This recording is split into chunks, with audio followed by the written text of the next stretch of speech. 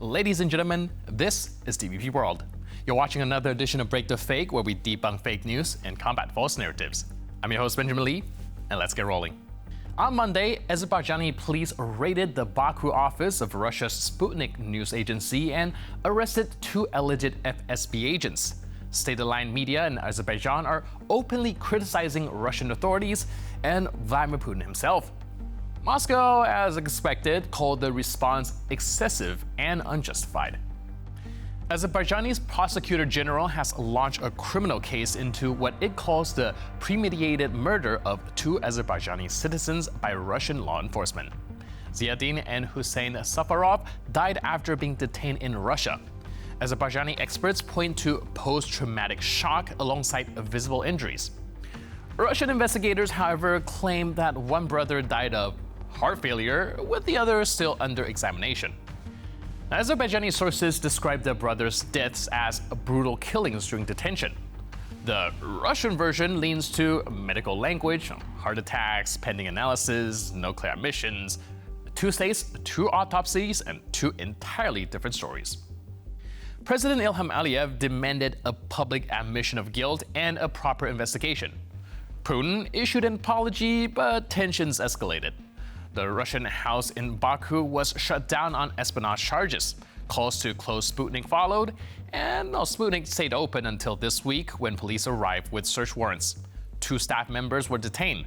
Azerbaijani authorities identified them as FSB operatives and escorted them by masked officers. So Russia's reaction followed the usual script. The investigative committee repeated that the brothers died, avoiding the word killed, and Peskov complained about cancelled Russian cultural events and a scrapped Azerbaijani delegation visit. Zakharova said Moscow had already explained everything to Baku. Meanwhile, Russian propagandists have gone into damage control. При всем уважении к Азербайджану, его истории и традиции, если Россия на секундочку поднимет бровь, то мы же 3-й торговый партнер Азербайджана. И хочу напомнить о том, какое количество денег перечисляется из России в Азербайджан, а не из Азербайджана в Россию. И тогда, судя по всему, ситуация может сильно измениться. Именно на это рассчитывают? Или, учитывая 300 километров границы и читая, что себе позволяют, и смотря, как на центральном телевидении себе позволяют говорить, желаете воевать? Я уверен, что ни один человек в здравом уме и трезвой памяти, проживающий на территории Азербайджана, до такой глупости не дойдет. So the current state of relation between the 2 countries is an alliance and is an hostility. It's kind of a tense in-between. Azerbaijan is marking one thing clear: it's not playing junior partner. And when Russian actions cross a line, Baku now shows that it has its own red lines as well.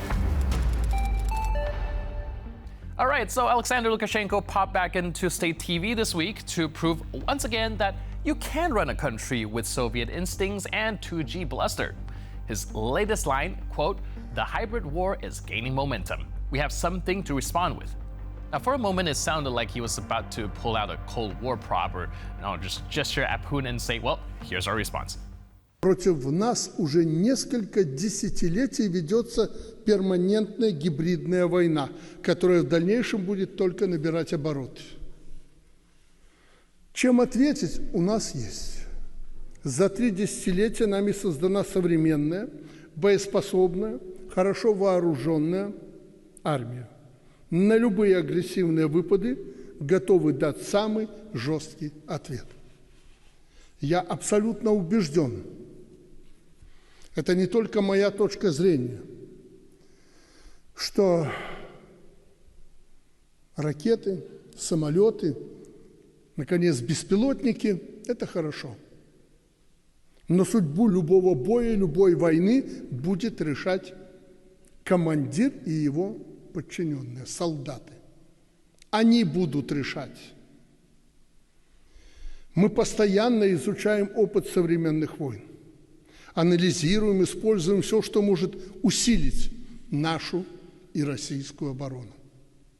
Речь идет о технике и вооружениях, и, что не менее важно, о профессионализме, сплоченности, морально-волевых качествах солдат и офицеров. But here's the thing, Belarus has been stuck in a hybrid condition for decades. Hybrid economy, hybrid democracy, hybrid media, and now hybrid defense. Lukashenko himself could be listed as a hybrid species, part ergonomist, part autocrat, and part late-night host. When he threatens a response, everyone's left guessing. So far, the big weapon seems to be theatrical warnings and empty gestures, neatly wrapped in Union state branding. That arrangement functions less like an alliance and more like a bureau plot for sovereignty. So while he talks about a looming hybrid war, the real action is on the Belarusian-Polish border. Tens of thousands of cameras and guards all focus on stopping Belarusians from leaving. Not enemies coming in, just citizens trying to get out. This isn't a military posture, it's a fear broadcast. Lukashenko shakes his fist for the cameras, then checks whether Moscow noticed. Whenever domestic problems, spike prices, wages, discontent, he pivots to a foreign threat. The hybrid war he keeps shouting about isn't happening outside Belarus, it's happening inside it. Lukashenko's will respond routine is a political habit. It's less about conflict, more about getting fuel shipments from Moscow. But Europe already knows the playbook. Each outburst is followed by more sanctions, and Ukraine checks its radar, no one's buying the act anymore. At some point, this constant bluffing won't need a diplomatic answer, it'll just need a legal one, and a response won't be broadcast, it'll be filed at a tribunal.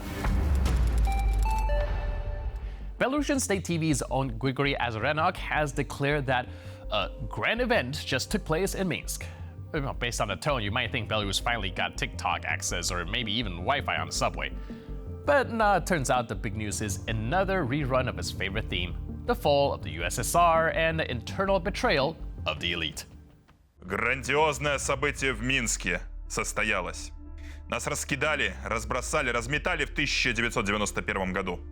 Сделали это вопреки воле народа. 80% населения СССР высказалось однозначно за союз. Но элитка решила по-другому. Они уже видели себя баями, владельцами нефтяных вышек, магнатами, панами. Им плевать было, что развал принесет только горе, несчастье, войны, реки и моря крови. Они видели только счета в западных банках. While the rest of the world is working on AI policy and energy transition, Azarenok is stuck guarding a fantasy version of 1985. His world's still frozen somewhere between a communist speech and a grocery queue. His big theory?